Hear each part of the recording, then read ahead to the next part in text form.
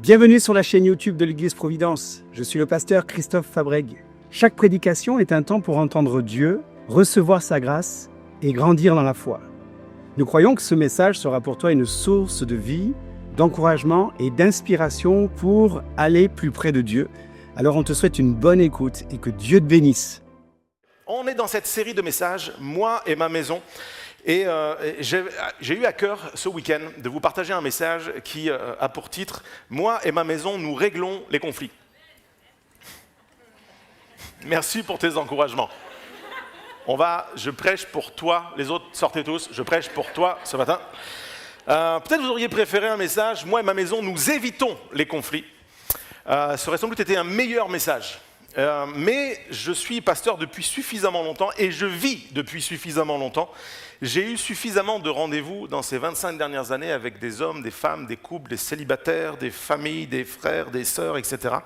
Et force est de constater que notre nature pécheresse nous pousse assez naturellement et sans aucun effort vers le conflit.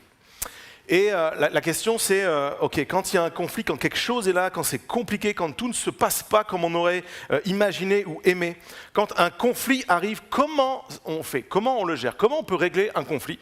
Et je crois que dans cette série de messages, la Bible veut nous parler de comment régler les choses. La Bible est un livre pratique, pratico-pratique, c'est un manuel de vie. Ce n'est pas juste un livre d'histoire où on apprend des choses, c'est un manuel pour la vie.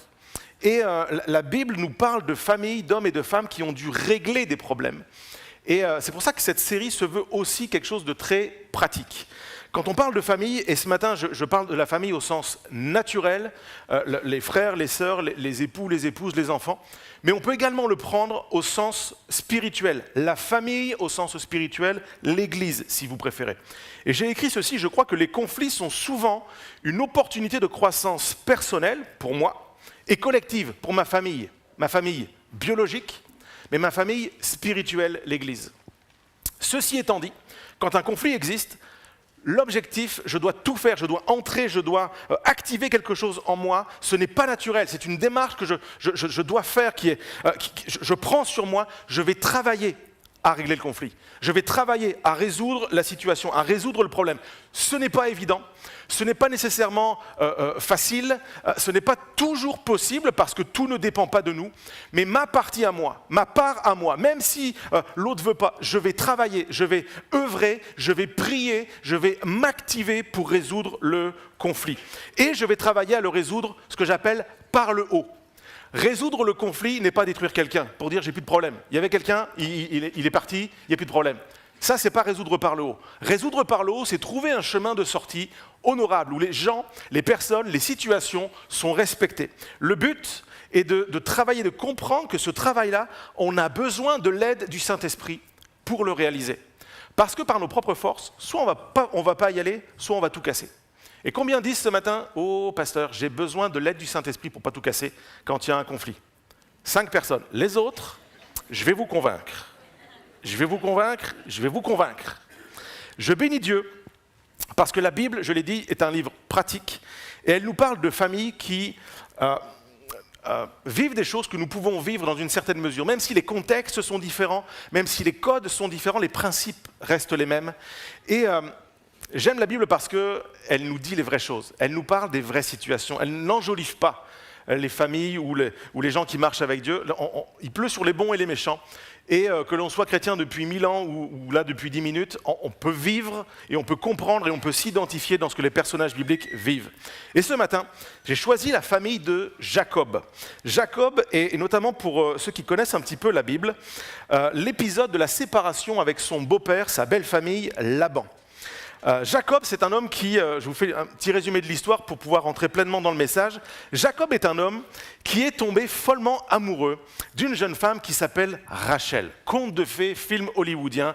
Il est complètement épris des charmes de la belle Rachel. Si on faisait une série Netflix, on ferait 15 épisodes sur la rencontre, l'amour, les papillons dans les yeux de Jacob par rapport à Rachel.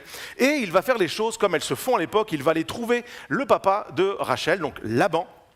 Et il va lui dire, voilà, je veux ta fille, je veux la prendre pour épouse, je l'aime, je veux m'engager envers elle, c'est magnifique. Et qu'est-ce que je dois faire? Il fait les choses vraiment comme ça se fait à l'époque.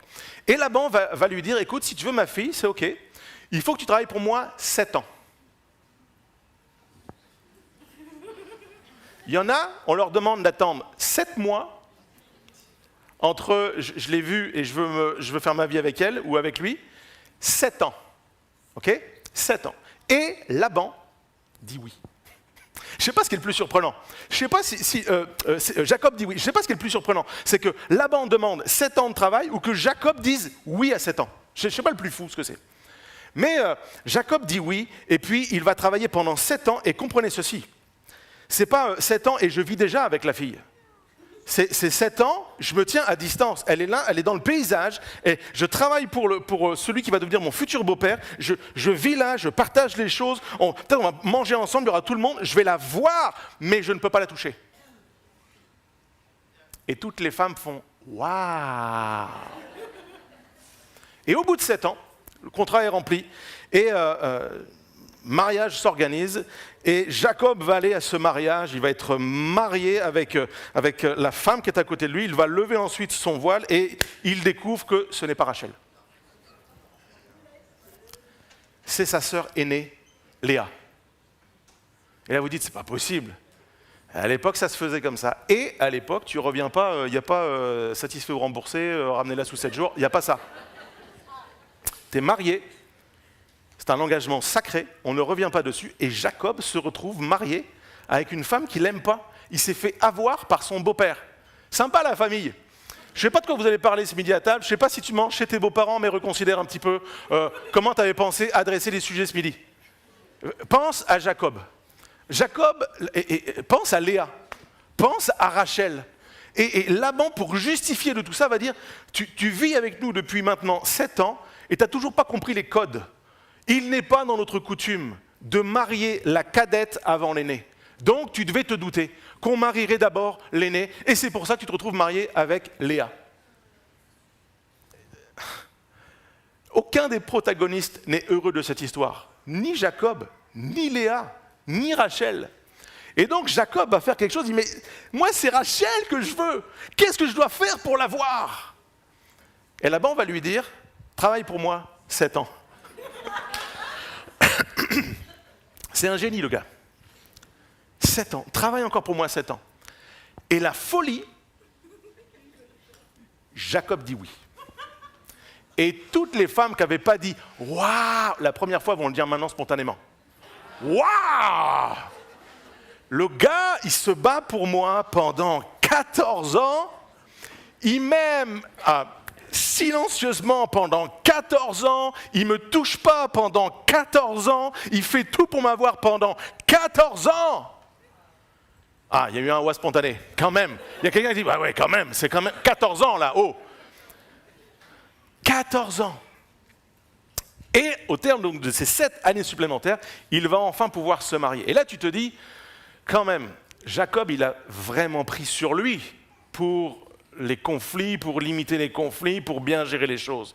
Et là, normalement, après 14 ans de sacrifice dans une famille, dans une belle famille, logiquement, quand tu es Laban, tu dis, ok, bon, le gars, il est sérieux quand même. Ça ressemble quand même à un beau-fils idéal. Ça ressemble à quelqu'un, il tient sa parole, quoi. Il tient les engagements. Ok, il n'avait pas compris au début, mais quand même, il a fait ce qu'il faut. Et va naître un 3e conflit. On en parle souvent très peu de celui-là. Souvent, quand on prêche sur cette histoire, on met l'emphase sur Jacob, Léa, Rachel, l'épisode comme ça. Mais il y a un 3e conflit, et ça va être la goutte d'eau qui va faire déborder le vase qui est plein. Les fils de Laban sont jaloux de Jacob. Ils sont jaloux parce que, dans le business, dans le travail, Jacob a la faveur de Dieu. Il cartonne.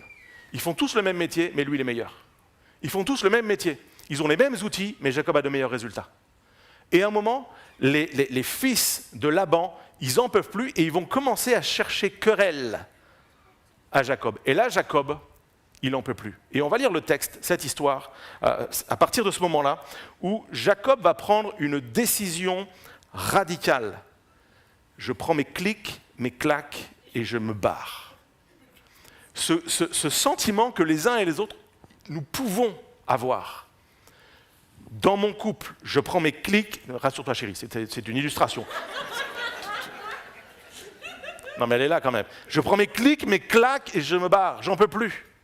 Dans ta famille ou ta belle famille, avec tes enfants, avec ton père ou ta mère, j'en peux plus, je pars. On lit l'histoire. Genèse 31, verset 1er. Jacob entendit les propos des fils de Laban. Et il disait, Jacob a pris tout ce qui appartenait à notre père, et c'est grâce au bien de notre père qu'il s'est constitué toute cette richesse. Jacob remarqua aussi le visage de Laban. Il n'avait plus la même attitude qu'avant vis-à-vis de lui.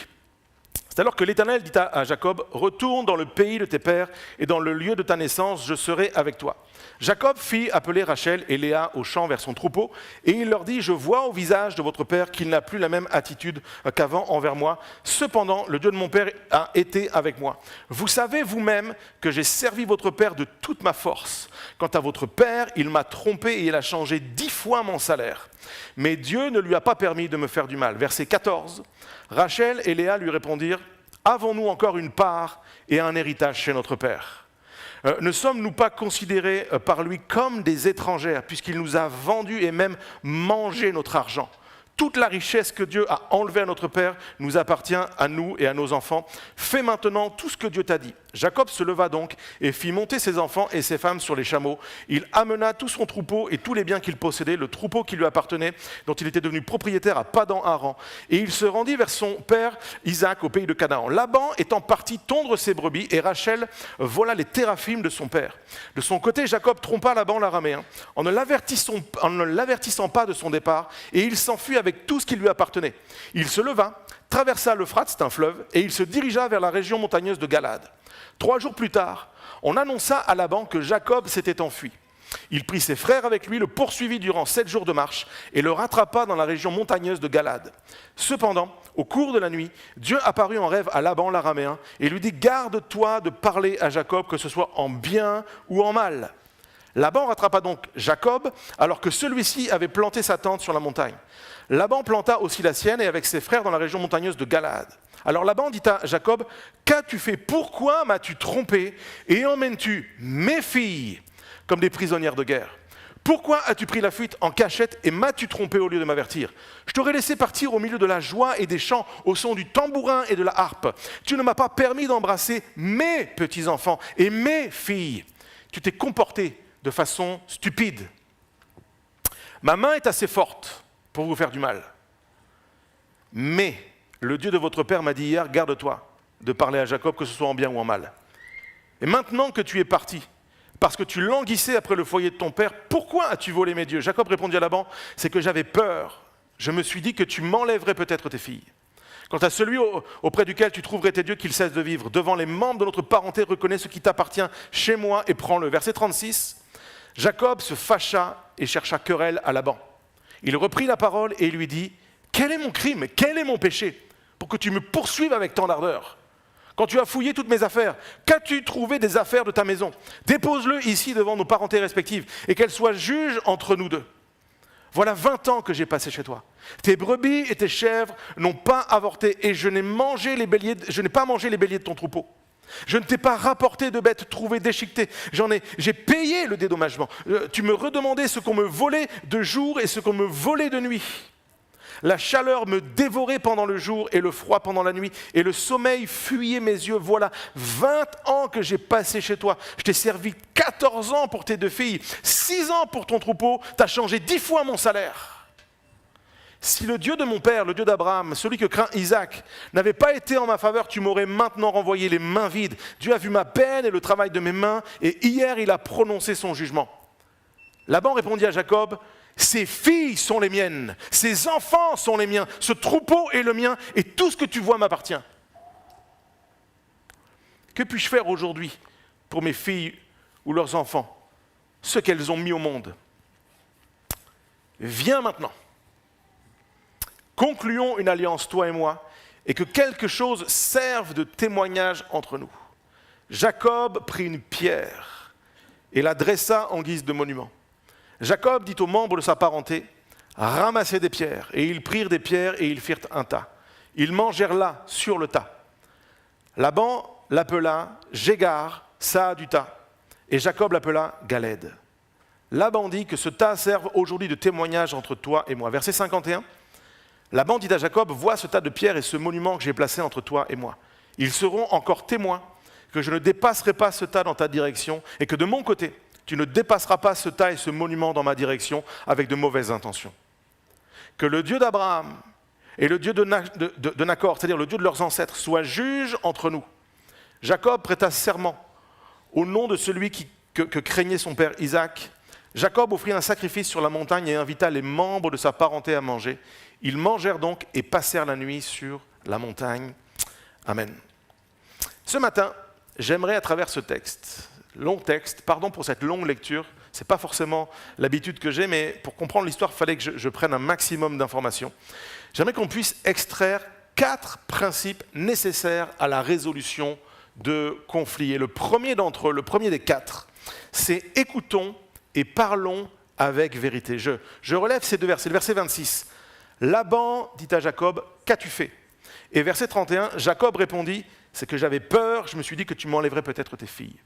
Je ne vais pas relire tout le texte, mais une des règles qui s'impose à nous dans ce passage, c'est qu'après des années de prise de tête, après des années de silence, après des années de on vit ensemble, on fait la vie ensemble, on marche ensemble, mais on ne s'adresse pas les vrais sujets, après tout ce temps-là, enfin il y a une discussion et elle est musclée. Il y a une discussion qui est intense. Il faut qu'on se dise les choses. Ce texte nous dit que les silences ne permettent pas de comprendre ce que l'autre vit. On peut se faire des idées, on peut tenter de deviner, on peut tenter d'interpréter, mais il faut parler. Se taire ne règle pas. Il faut parler. Mais pour que ce soit efficace, il faut employer une technique qui est celle du talkie-walkie. Vous connaissez ce petit outil? Vous avez joué à ça, petit? Talkie-walkie, pour ceux qui ne savent pas, c'est un appareil, tu l'allumes, et il y a quelqu'un d'autre, quelque part, je ne sais pas qui d'ailleurs qui m'écoute, mais il y a quelqu'un d'autre, de l'autre côté, qui a le même. On a trouvé le canal pour communiquer. On sélectionne une fréquence, et il faut qu'on choisisse de dire, on va se parler maintenant. On détermine l'endroit, on détermine le moment, on détermine les conditions. Mais pour que ça marche, il faut que j'appuie sur le bouton qui est sur le côté, il faut que je presse le bouton, alors je peux commencer à parler, je peux expliquer mon histoire, mais il faut que l'autre de l'autre côté n'appuie pas en même temps sur le bouton. Je parle et tu m'écoutes. Et une fois que j'ai parlé, je relâche le bouton parole et c'est mon tour d'activer l'écoute. Jérémy, pourquoi tu nous présentes un jouet d'enfant pour nous parler d'un principe biblique? Parce que ce n'est pas plus dur qu'un truc d'enfant, mais on n'y arrive pas. On veut parler et que l'autre se taise. Quand on est en conflit avec quelqu'un, on ne veut pas permettre à l'autre de parler. Ou si on lui permet de parler, on ne l'écoute pas. On fait les calculs de ce qu'on va dire pour pouvoir l'adresser et lui répondre. Ce texte nous montre que 2 gars ont des vraies choses à se dire. Ils ont des vrais reproches à se faire. Les 2 ont mal agi. Les 2, il y a quelque chose, il faut que ça sorte. On peut prendre parti pour l'un ou pour l'autre, on peut trouver que l'un exagère, l'autre pas. Soit. Mais les 2 ont des choses à se dire. Acceptons d'écouter et de parler avec vérité. Pourquoi avec vérité? En fait, ce que je relève, c'est que Jacob va exprimer, il va dire les choses. Et en fait, il cite les faits. Il raconte les faits. Et ce que les faits racontent, ce qu'il exprime, c'est qu'à travers tout ce qu'il a fait, j'ai fait ce que tu m'as demandé, j'ai répondu à tes attentes, j'ai travaillé avec intégrité, j'ai respecté les règles, mais tu ne me traites toujours pas comme quelqu'un de la maison. Si je veux que ça marche dans ma famille, je dois traiter les gens de ma famille comme les gens de ma famille. Si je veux que ça marche avec mes beaux-enfants, mes beaux-parents, je dois les traiter comme des gens de la famille. Pourquoi? Ils sont des gens de la famille. Que ça me plaise ou pas, ils font partie de la famille. Jacob, également, pourquoi je dis qu'il parle en vérité? Parce qu'il a osé le dire. J'ai eu peur. une des phrases les plus difficiles à prononcer pour un homme sur la terre. J'ai eu peur. Et peur de quoi? J'ai eu peur de perdre ma famille. Je bénis Dieu pour les hommes qui ont peur de perdre leur famille. Notre monde manque d'hommes qui ont peur de perdre leur famille. Notre monde manque d'hommes qui ont peur de perdre leur femme. Notre monde manque d'hommes qui ont peur de perdre leurs enfants. J'ai eu peur. Alors j'ai peut-être fait quelque chose qu'il ne fallait pas, mais j'ai eu peur de perdre. Sauf qu'en faisant ça, c'est beau ce que tu exprimes, Jacob, et cette peur, heureusement que tu l'as. Mais cette peur peut te faire n'importe quoi. Et on voit que la question de la peur, là, elle n'est pas venue comme une solution dans leurs problèmes.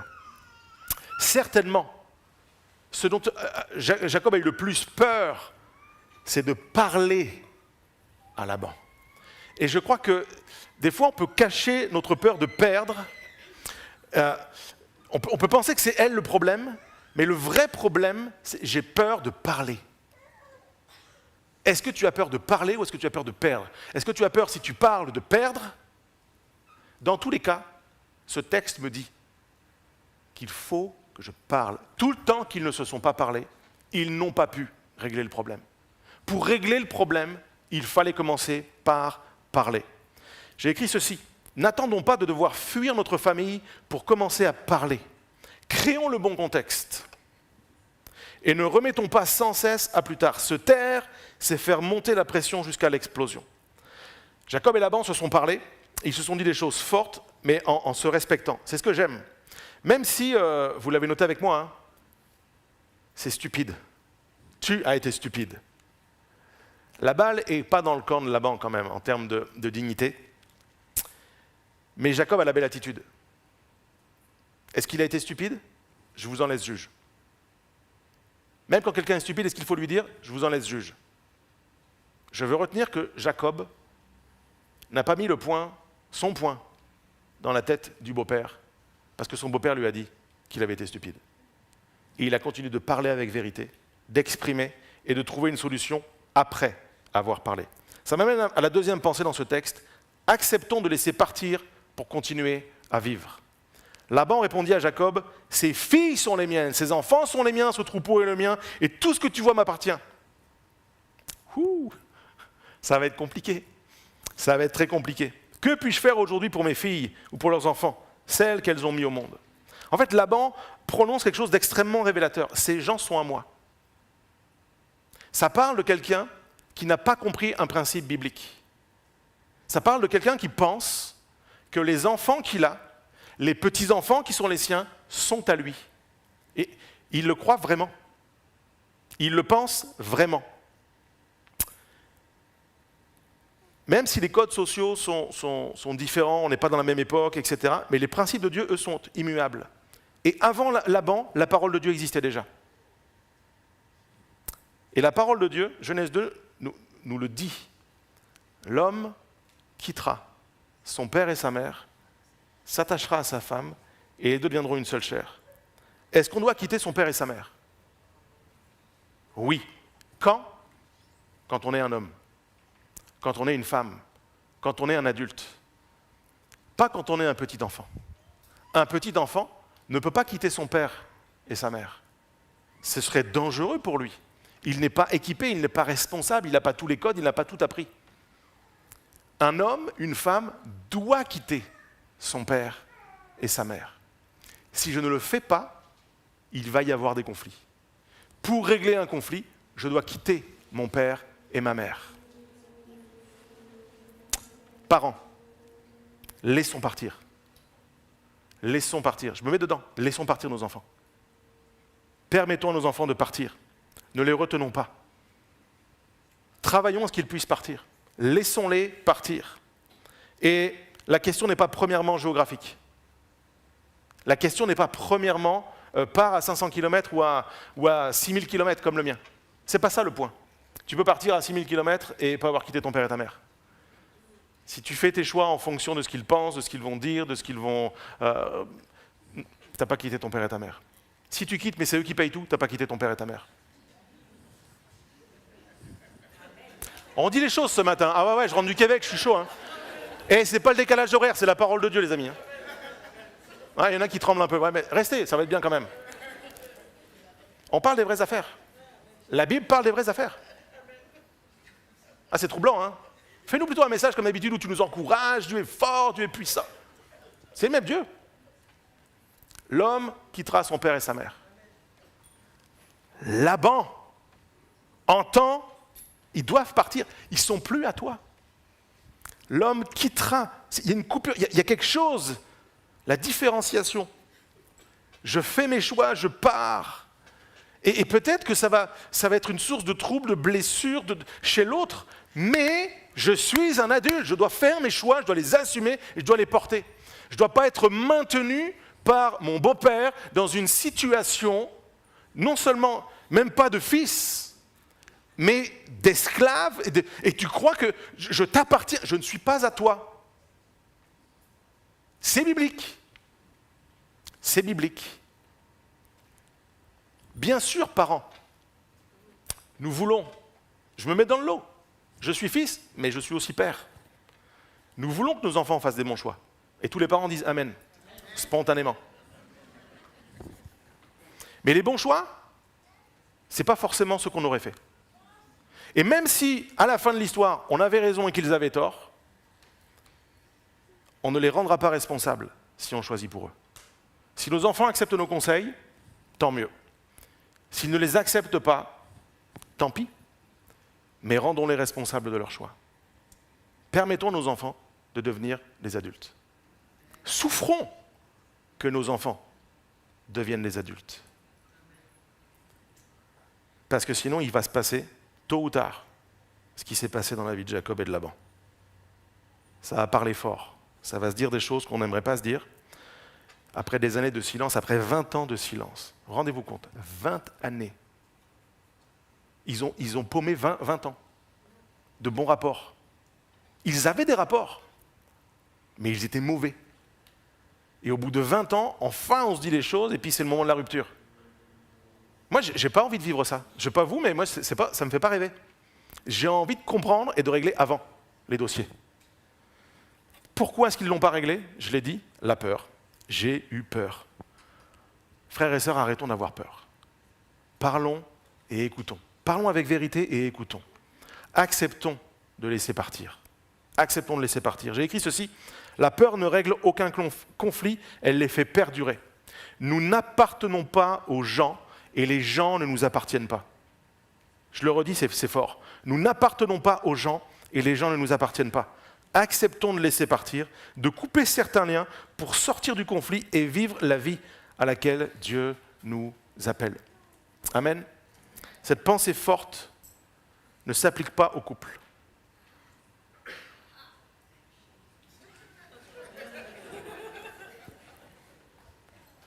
L'herbe n'est pas plus verte ailleurs. L'herbe est verte où tu l'arroses. Travaillons à résoudre le conflit dans nos couples. Parlons-nous avec vérité. Disons-nous les choses, écoutons-nous. Laissons partir peut-être certaines choses, mais pas la personne avec laquelle je vis. La peur de décevoir, la peur de trahir, la peur de blesser, la peur de faire souffrir, de manquer, de devoir se justifier, quelle que soit la peur, c'est une mauvaise conseillère. Je ne veux pas écouter la peur, je veux écouter la parole de Dieu. La parole de Dieu me met face à une évidence, il faut que l'on se parle. On ne va pas faire 20 ans comme ça, les amis. Rester ici, continuer de faire comme si il ne s'est rien passé, rajouter des années, puis je vais retravailler 7 ans, puis je vais refaire 7 ans, puis ça ne règle rien. Ça n'a rien réglé manifestement. Au contraire. Et là, Jacob dit, maintenant ça suffit. Alors, il part. Après 20 ans, il part. Et encore une fois, hein, ce n'est pas un ado de 14 ans qui fugue avec sa petite copine. On ne parle pas de ça, là. On parle d'un homme. On parle d'un gars. On parle de quelqu'un qui a des enfants. Il est autonome, il travaille, il fonctionne, il y a un plan, il y a un projet, Dieu parle, etc. On parle d'une famille où, si on ne le fait pas, ça va exploser. Léa et Rachel, jusque-là, n'avaient pas pris position non plus. Et Léa et Rachel, enfin, vont parler, avant le départ, et elles vont elles vont manifester quelque chose. Oui, notre père nous traite comme des étrangers, il nous a vendus. On en parle de ça ou pas? On n'en parle pas? Non? On en parle? Ok, j'y vais alors. Il y a des filles qui peuvent se sentir marchandisées. Des femmes ici qui peuvent se sentir marchandisées. Ouais, le mot ne se dit pas, mais ce n'est pas grave. Tu te sens comme vendu à. Tu n'es pas écouté, tu n'es pas entendu. Et enfin, elle parle. Et quand elle parle, c'est pour prendre position. Mes filles! Ouais, bah, tu nous as traités comme de la marchandise. Enfin, ça sort. À ce point de l'histoire, si j'avais fractionné tout le texte, tu te dis, ok, là, il n'y a pas de solution. Là, ça va exploser. Comment les gens vont réagir? Si on fait ça, comment notre père va réagir? Comment notre beau-père va réagir? Comment notre famille va survivre à ce qui prend place? J'ai écrit ceci, nous ne sommes pas responsables de comment les gens accueillent nos décisions, nous sommes responsables des décisions que nous prenons. Ok? Et je vais même pousser le truc plus loin, nous sommes responsables des décisions qu'on ne prend pas. Ça ne sert à rien de te plaindre si tu ne prends pas de décision. Encore une fois, vous comprenez qu'il ne s'agit pas de quitter des gens pour faire n'importe quoi, pour faire du mal, pour blesser. C'est là, en fait, la situation est devenue tellement folle, c'est juste parce qu'on n'a pas vécu ce que la parole de Dieu enseigne. Je dois couper, je dois quitter, afin de m'attacher pour devenir. Et ça n'a pas été fait. Et il est temps de le faire. Et enfin, ils le font. Et enfin, ils se parlent. Et enfin, ils rentrent. Et enfin, en fait, ils vont travailler à rétablir ce qui n'existait pas et qui est extrêmement important. On appelle ça des frontières relationnelles. Il faut que tu connaisses les frontières relationnelles. Quelles sont les frontières qu'il y a dans ta famille? Il y a plusieurs frontières. Pense à des cercles. Il y a une frontière avec ton épouse, c'est la forteresse qui est là. Il y a une deuxième frontière autour de tes enfants. Il y a ensuite une frontière avec les autres membres de ta famille. Puis il y a d'autres frontières encore plus larges. Mais il faut connaître les frontières et que les frontières soient respectées. Et ça m'amène à mon troisième point. Ce texte nous dit ceci, travaille toujours à la paix. Et la paix, c'est de restituer, de reconnaître, de rétablir, de célébrer les frontières. Je sais dans quel monde on vit, et en ce moment, parce que des frontières ne sont pas respectées, c'est la guerre. C'est la meilleure illustration que j'ai pu trouver à l'heure actuelle. Parce que des frontières ne sont pas respectées, c'est la guerre dans le monde. Eh bien que cette image nous serve dans nos familles. Si je ne respecte pas les frontières, c'est la guerre. La paix, ce n'est pas l'absence de guerre. La paix, ce n'est pas l'absence de conflit. La paix, c'est de travailler à respecter, restaurer et honorer les frontières. Quelles sont les frontières qu'il faut rétablir dans mon couple? Quelles sont les frontières qu'il faut rétablir pour mes enfants, dans le rapport que j'ai avec eux, avec mes enfants et mes beaux-enfants quand il y en a, avec mes petits-enfants quand il y en a, avec etc., etc. Je veux connaître et rétablir les frontières. Et on le voit ici, verset 44, « Viens maintenant, concluons une alliance, toi et moi, et que quelque chose serve de témoignage entre nous. » Jacob prit une pierre, l'adressa en guise de monument. Jacob dit aux membres de sa parenté, « Ramassez des pierres. » Ils prirent des pierres et firent un tas. Et en fait, on voit qu'ils vont, c'est très symbolique ce qu'ils ont fait, puis encore une fois, ça parle d'un contexte, ça parle d'une époque, mais ils vont faire quelque chose, ils vont faire un tas de pierres, et ils vont faire un repas à cet endroit-là. Et on doit saisir, on doit comprendre ce qui se passe. Quand tu prends des pierres à cette époque, c'est pour deux choses potentielles. Soit pour bâtir un autel, comme ils ont fait, et je vais revenir là-dessus, soit c'est pour lapider quelqu'un. Donc, avec les ressources qui sont les tiennes, avec ce que tu as à disposition autour de toi, soit tu prends ce que tu as et tu lapides quelqu'un, tu mets à mort quelqu'un, soit tu construis quelque chose. Tu détruis ou tu construis. Régler un conflit, ce n'est pas détruire, c'est bâtir. Régler un conflit, ça dit, je prends ce que j'ai sous la main, je prends mes ressources et je vais construire et je vais inviter à manger à cet endroit. J'ai écrit ceci. Avec les ressources qui sont les nôtres, choisissons toujours de faire le bien. C'est ce que Jésus a fait, donc c'est ce qu'il ferait encore. Je prends des pierres, je bâtis quelque chose, et je vais inviter à ce quelque chose, à vivre quelque chose. Paul l'a enseigné aux Romains, hein, pour autant que ça dépende de vous, soyez en paix avec tous les hommes. Alors, il le dit, pour autant que cela dépende de vous. Il y a des fois où ce ne sera pas possible. Il y a des fois, il y a des gens qui ne voudront pas venir à la table. Des fois, les gens ne voudront pas venir à l'endroit que l'on bâtit. Et c'est OK. Mais ce n'est pas parce qu'il y a des gens qui ne veulent pas venir à ce que je construis que je ne vais pas construire. Je vais le construire un minima pour moi. Et je vais inviter à cette table. Je vais inviter à cet endroit. Si j'ai la possibilité de faire la paix, je dois faire la paix. Je dois travailler la paix. La paix ne se décrète pas. On le voit dans le monde en ce moment. La paix c'est pas j'écris un texte, c'est réglé. Non, la paix, ce sont des actions. La paix, c'est faire quelque chose. La paix nous fait travailler. Et c'est pour ça que Jésus enseigne dans l'évangile de Matthieu, chapitre 5, « Heureux les artisans de paix, ceux qui procurent la paix, ils seront appelés fils de Dieu », ce qui est un grade dans la pensée biblique. Je suis artisan. Qu'est-ce que je fais concrètement? Non pas pour avoir la paix, et pour être en paix. Parce qu'il y a une vraie différence entre les deux. Avoir la paix, on y arrive à peu près tous. C'est vrai ou pas? Pour avoir la paix, dehors. Pour être en paix, dedans. Vous captez la différence? Vous l'avez ou pas? Je veux être en paix, pas l'avoir. Je veux être dans la paix. Et pour ça, je dois travailler à être en paix. Jésus l'a fait. Il a restauré plein de frontières pour les gens. Retrouver leur dignité, leur vie, rétablir quelque chose. On le voit avec la Samaritaine, on le voit avec la femme adultère, on le voit quand elle va être jetée à ses pieds, on le voit dans le conflit avec Malchus. Jésus va rétablir la dignité, l'honneur, chaque personne dans son rôle, dans son intégrité physique, il va travailler à la paix. Et le Jésus qui a fait ça vit en moi et il vit en toi ce matin. Donc je choisis aujourd'hui d'être quelqu'un qui est un artisan. Je vais travailler à la paix. Dis-le avec moi ce matin si tu le crois. Je vais travailler à la paix.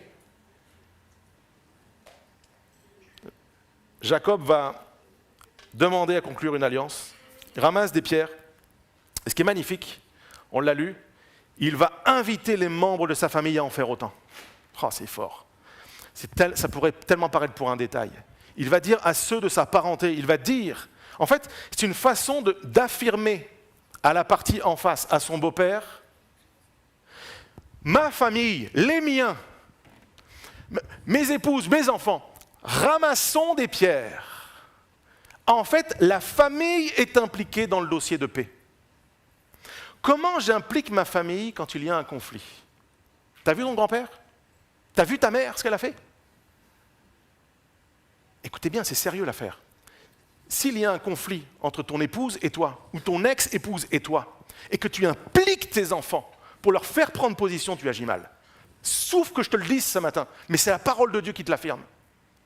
Travaille à la paix.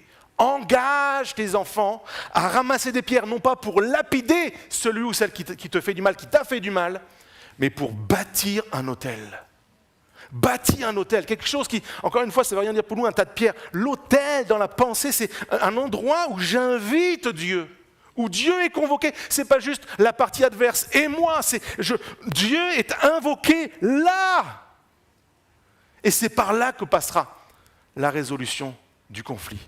Si je ne fais pas ça, le conflit va durer 5, 10, 15, 20 ans, jusqu'à ce que la mort te répare.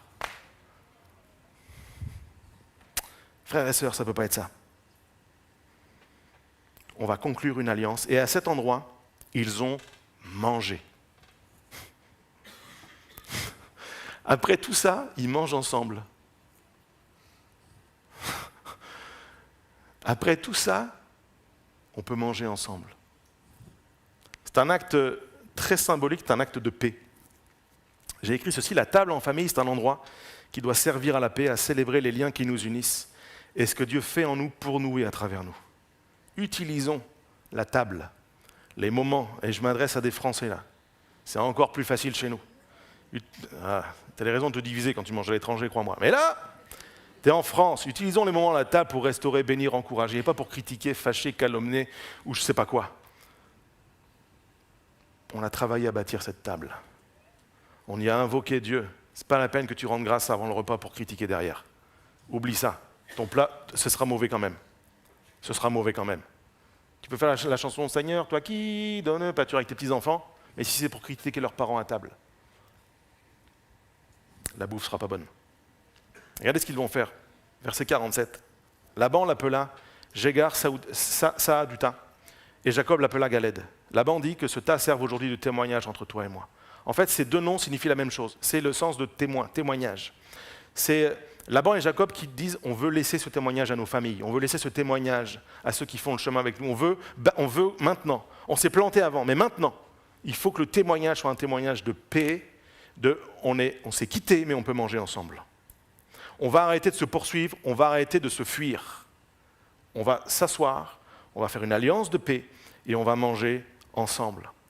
La paix, on choisit de la faire, on choisit de la célébrer et de la protéger. Genèse 31, j'ai écrit ceci, je crois que ce récit est un appel à bâtir des alliances nouvelles dans nos familles, des alliances de paix pour laisser ce témoignage puissant qu'on n'est pas obligé d'être d'accord pour être en paix. C'est la différence entre vouloir avoir raison et vouloir être en paix. Je suis à peu près certain, à la sortie du repas, tu fais une interview et tu dis « Laban, tu penses que qui avait raison ?» Laban va dire « c'est moi ». Cette question. C'est moi qui ai raison. Je suis sûr que tu tends le micro, tu vas voir Jacob, et tu dis Jacob, à la fin du repas, après tout ça, là, qui c'est qui avait raison ? C'est moi. On n'est pas obligé d'être d'accord pour être en paix. Si ta quête, c'est d'avoir raison, tu seras toujours en guerre. Si ta quête, c'est d'être en paix, tu pourras souffrir de la vie différente et protéger la relation. Ce qui est plus important, c'est la relation. Dans ta balance, il faut que la relation, le lien de famille, soit plus important que ta raison à toi. J'avais raison. Je le dis souvent quand je fais des séminaires pour les couples, quand à la fin d'une discussion houleuse, l'un des deux, monsieur ou madame, peut dire « Tu vois bien que j'avais raison !» Les deux passent une mauvaise soirée. Donc avoir le point ne nous accorde pas la paix. Le grand-père espérait pouvoir voir encore ses filles et ses petits-enfants, et c'est extrêmement légitime. Mais le père et le mari voulaient bâtir sa vie avec son épouse et ses enfants, et c'est parfaitement légitime. Il était nécessaire de parler, de s'écouter, de couper certains liens, de conclure une alliance, et ça m'amène à mon 4e point pendant que les musiciens reviennent. Prends des engagements et tiens-les. Parce que si l'histoire s'arrêtait à simplement « Bon, ok, on s'est dit les choses, on s'est tapé dans la main, on a mangé ensemble, on a prié ensemble, on a convoqué Dieu », mais qu'à la sortie de ce moment-là, à la sortie de l'église, à la sortie de la réunion, à la sortie du temps, finalement, on revit la même chose qu'avant, c'est peine perdue. Et c'est souvent ça, c'est souvent là que le bas blesse. Laban dit à Jacob, verset 51, « Vois ce tas de pierres et ce monument que j'ai placé entre toi et moi. Ils seront témoins que je ne dépasserai pas ce tas dans ta direction et que de ton côté, tu ne dépasseras pas ce tas et ce monument dans ma direction avec de mauvaises intentions. » Vous l'avez noté. Je peux passer ce monument avec de bonnes intentions, mais je ne le passerai pas avec de mauvaises intentions. Et je crois que toute l'efficacité de la décision que l'on prend, elle est là. Il y a quelque chose qui doit servir de témoignage. Il y a une table, il y a un endroit, il y a un moment, un jour, une convocation, une histoire, une date dans un calendrier qui sert de repère. Nous ne ferons pas comme avant. Nous ne nous parlerons pas comme on se parlait hier. Nous n'agirons pas comme on a agi hier. On ne fera pas les mêmes choses. Si on revient l'un vers l'autre, ce sera avec de bonnes intentions. Et l'histoire nous montre que c'est ce qu'ils ont vécu. Discuter était fondamental, couper des liens était important, conclure une alliance de paix absolument nécessaire sous le regard de Dieu, avec l'invitation de Dieu. Mais tout ça ne sert à rien si je ne prends pas, si je ne tiens pas l'engagement. C'est un signe de maturité. C'est un signe de croissance, c'est un signe d'affermissement, c'est une marque de foi, c'est le privilège, c'est la manifestation d'un chrétien mature. Je ne vais pas agir comme j'ai agi avant. Je faisais comme ça, mais je ne le ferai plus comme ça. Je parlais comme ça, je ne parlerai plus comme ça. Je disais tu étais stupide, je ne le dirai plus. Je ne le ferai plus. Tu peux demander pardon, fais-le. Mais si c'est pour recommencer, je veux utiliser l'opportunité que Dieu me donne de régler le conflit pour tenir un engagement nouveau. Seigneur, je veux rétablir la frontière, je veux rétablir les frontières, qu'elles redeviennent claires dans ma tête. Mon point n'est pas d'avoir raison. J'ai écrit ceci, je vous laisse ça pour terminer. Moi et ma maison, nous choisissons de régler les conflits. Parce que si on ne le fait pas, le conflit emportera notre maison. Choisir de prendre des engagements forts envers notre famille, c'est comprendre que ma maison est plus grande que mes raisons. Ma maison est plus grande que mes raisons.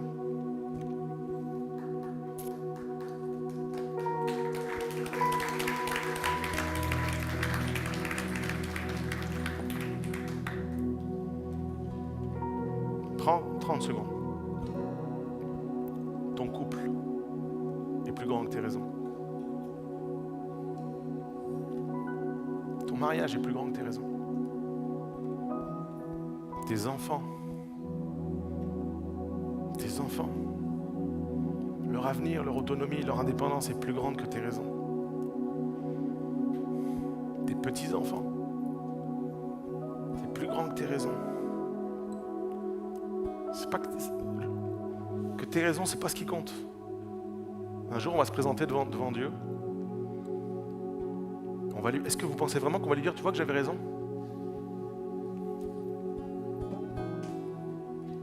Je crois pas. Est-ce qu'on pourra lui dire, j'ai essayé d'être un artisan de paix? Est-ce qu'il pourra dire, j'ai vu que tu as essayé d'être un artisan de paix? Tu es mon fils, tu es ma fille. Il y a ma marque en toi, je le vois. Tu as travaillé à être un artisan de paix. Frères et sœurs, est-ce que ce matin, on peut choisir d'aller habiter du bon côté de la frontière? J'aimerais vous inviter à vous mettre debout à vos places. J'aimerais terminer en priant.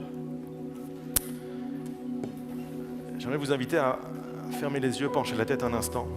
J'ai demandé à l'équipe de louange, réfléchissez à qu'est-ce qu'on peut faire après ça. Avec Aurore, on était embêtés, il n'y a pas de chant d'appel qui parle de ça. Et en fait, quelques mois en arrière, on avait écrit ce chant avec l'équipe Providence Musique, c'est Faveur. Ce chant pour les 40 ans de l'Église. Ce chant qui parle de la fidélité de Dieu à notre égard, ce chant qui prophétise la bonté de Dieu pour nous, pour les générations à venir. En fait, on a écrit ce chant en pensant à la maison, l'Église, Providence, la maison.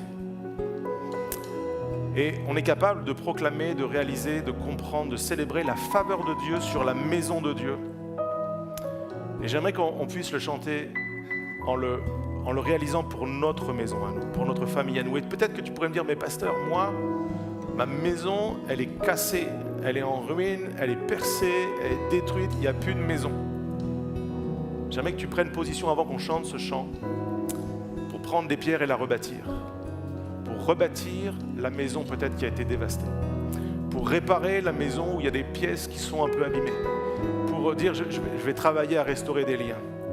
Je vais parler, je vais écouter. Je vais laisser partir peut-être ce qui doit partir. Je vais être un artisan de paix. Convoquer Dieu à l'endroit où ça fait mal. Après qu'on se soit dit des choses, on va appeler Dieu ensemble. Puis on va manger là. On va se réjouir ensemble. On va célébrer le nouveau départ. Et on va se tenir à des engagements nouveaux. On va fonctionner différemment aujourd'hui, dans cette journée, ce dimanche 26 avril 2026 peut être le point de départ du reste de ta vie. Alors, tous ceux qui voudraient prier avec moi pour leur famille, levons nos mains ensemble. Levons nos mains ensemble en signe de dépendance à Dieu, de dire, Seigneur, on veut accueillir ta parole ce matin.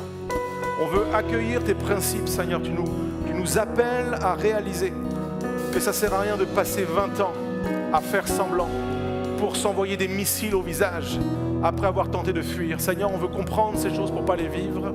Et on choisit, mon Dieu, ce matin. On choisit, mon Dieu, ce matin de vivre ce que ta parole enseigne. Oui, on veut apprendre à quitter ou à laisser partir. On veut conclure des alliances de paix. On veut se parler avec dignité, avec honneur, avec vérité. Et on veut se bénir, on veut utiliser les ressources que tu mets entre nos mains. Non pas pour se faire du mal, mais pour se bénir les uns les autres. Dans nos familles biologiques et dans notre famille spirituelle, l'Église.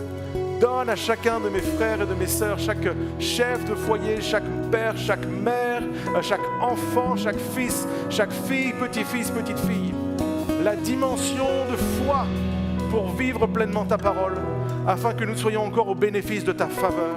Nous te le demandons, Père, dans le puissant nom de Jésus, et que ceux qui croient que Dieu accomplit toujours sa volonté quand on baisse la garde et qu'on lui laisse l'accès disent Amen ce matin. Et rendre gloire à Dieu. Seigneur, merci pour ce que tu es. Merci pour ta parole, elle est la vérité. Et nous la proclamons sur nos vies. Alors chantons avec l'équipe de louange ce matin.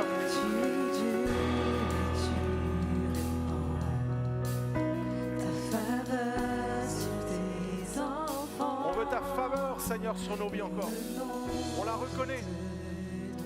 On te confie nos vies, nos familles. T'adorer, Et on t'adore avec ce que tu nous as confié.